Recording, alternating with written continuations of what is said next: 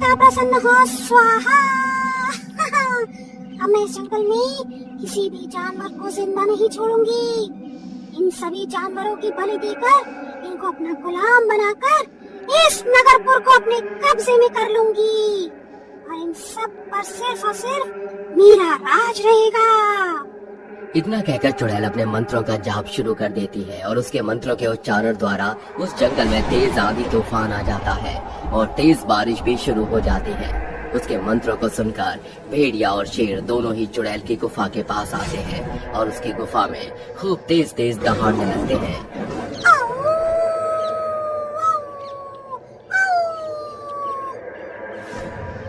ये दोनों बहुत ही ज्यादा आवाज कर रहे हैं। इन लोगों का जल्द से जल्द मुंह बंद करवाना ही होगा। इतना कहकर वो चुड़ैल भेड़िया और शेर की बलि दे देती है और उसके शरीर को कच्चा खा जाती है। भेड़िया और शेर की आत्मा उसके शरीर से अलग हो जाती है। उन दोनों की आत्मा को देख चुड़ैल उन दोनों को हुक्म देती है, मेरे पालतू जानवर, मैं तुम लोगों को हुक्म देती हूँ कि तुम गांव में जाकर गांव वालों को उठा उठा कर मेरे पास लाओ। जैसी आपकी आज्ञा मेरे आका। इतना कहकर चुड़ैल और शेर दोनों ही दौड़ते हुए गांव में जाते हैं और गांव में एकदम से आतंक फैला देते हैं। भेड़िया और शेर को देखकर सभी लोग भागने लगते हैं और भागते हुए उस गांव में भगदड़ मच जाती है। भेड़िया और शेर के चंगुल में 5-6 लोग आ जाते हैं, जिसके बाद भेड़िया और शेर उन इंसानों को हवा में उड़ाते हुए चुड़ैल के पास ले जाते हैं। इंसानों को देखकर चुड़ैल हंसते हुए बोलती है, शाबाश मेरे पालतू जानवरों, तुम लोगों ने तो आज मुझे बहुत खुश कर दिया है। एक साथ इतने सारे इंसानों को लाकर मेरे मन को संतुष्टि पहुंचाई है। इतना कहकर चुड़ैल इंसानों की भी बलि अपने काल देवता के सामने चढ़ा देती है और उनके शरीर को खा जाती है, जिसके बाद इंसानों की बची हुई हड्डियां वो शेर और भेड़िए को खाने के लिए दे देती है। उनकी हड्डियों को शेर और भेड़िया बड़े ही चाव से खाते हैं। ऐसे ही अब दिन गुजरने लगे और उस जंगल में सभी जानवर धीरे धीरे करके मर गए। साथ ही अब उस जंगल को एक मामूली जंगल नहीं बल्कि एक भूतिया जंगल कहा जाने लगा। ऐसा माना जाता है कि उस जंगल के मरे हुए जानवरों की आत्मा रात के समय बाहर आती है और इंसान कर जंगल के अंदर ले जाती है। उसके बाद वो इंसान उस जंगल से वापस कभी लौट कर नहीं आता। ऐसे ही एक बार 3 दोस्त लीला, मेघना और राज तीनों दोस्त कैंपिंग के लिए जा रहे थे, लेकिन उन लोगों को ये समझ नहीं आ रहा था कि कैंपिंग के लिए जाए तो कहाँ जाए कि तभी लीला के दिमाग में एक आइडिया आता है और वो अपना आइडिया अपने दोस्तों से शेयर करती है। गाइस, मैंने यहाँ के जंगल के बारे में बहुत कुछ सुना है। क्यों ना हम अपनी कैंपिंग के लिए उसी जंगल में जाएं? तू पागल है क्या? तू जंगल की बात कर रही है? दिमाग ठीक है तेरा? अरे लीला ने उस जंगल की बात कर दी तो उसमें कौन सा गुनाह कर दिया। उस जंगल में हम कैंपिंग के लिए जाएंगे तो college of the best camping award तो हमें ही मिलेगा ना।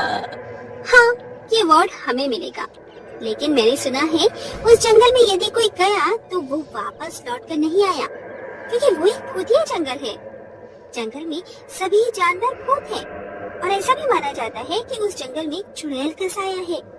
वो चुड़ैल अपने भूतिया जानवरों को इंसानों को पकड़कर लाने का आदेश देती है और उनकी बलि चढ़ाकर उन्हें खा जाती है।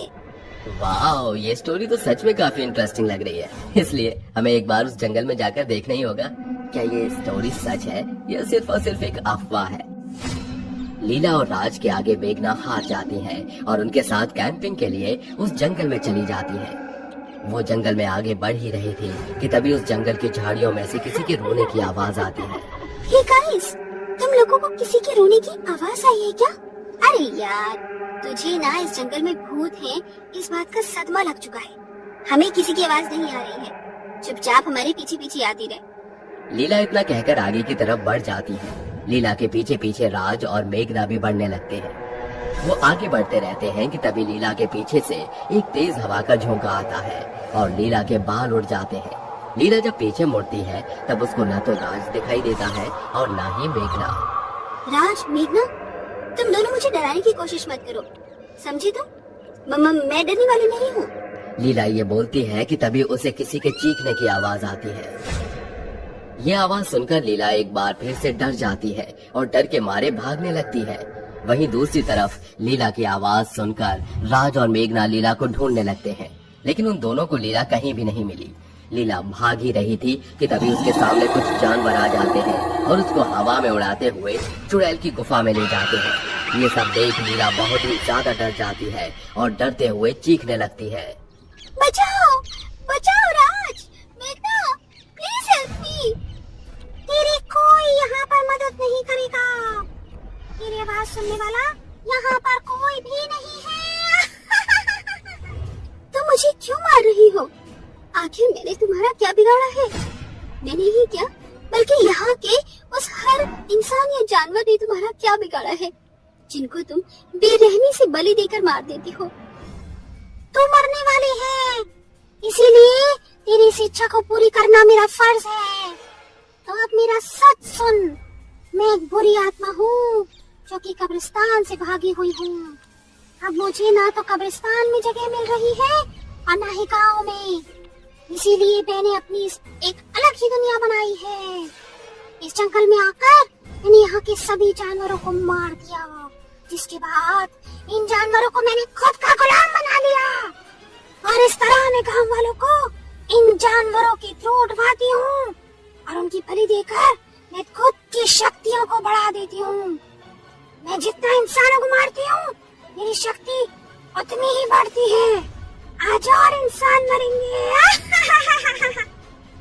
मम्मा मुझे छोड़ दे प्लीज, चुड़ैल मुझे छोड़ दे प्लीज, लीव मी। एक तरफ तो लीला चुड़ैल के आगे गिड़गिड़ा रही थी, तो वहीं अचानक ही उसकी आवाज का पीछा करते करते मेघना और राज उस गुफा तक पहुंच जाते हैं और ये सारा नजारा देख लेते हैं। जिसके बाद राज अपने हाथ में मशाल लेकर उस गुफा में घुसता है और उस मशाल को काल देवता के ऊपर फेंक देता है। इस तरह उस काल देवता की मूर्ति जल जाती है। जैसे ही वो मूर्ति जलती है, वैसे ही चुड़ैल तड़पते हुए जलकर मर जाती है। चुड़ैल के मरने के साथ ही वहाँ के सभी जंगली जानवर भूत भी मर जाते हैं। लीला पसीने से तरबतर हो रखी थी। वो डरते हुए मेघना से बोलती है, मेघना, मुझे माफ कर दे।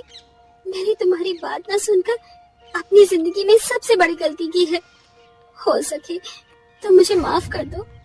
मेघना और राज कुछ नहीं बोलते और उसको पकड़कर वहाँ से ले जाते हैं। इस तरह अब वो जंगल और वो गांव दोनों ही उस चुड़ैल से मुक्त हो चुके थे और उन तीनों को college of the best camping award मिल जाता है। वो तीनों दोस्त उस रात को एक भयानक सपना समझकर भूल जाते हैं और अपनी जिंदगी एक नए सिरे से शुरू कर देते हैं और खुशी खुशी रहने लगते हैं।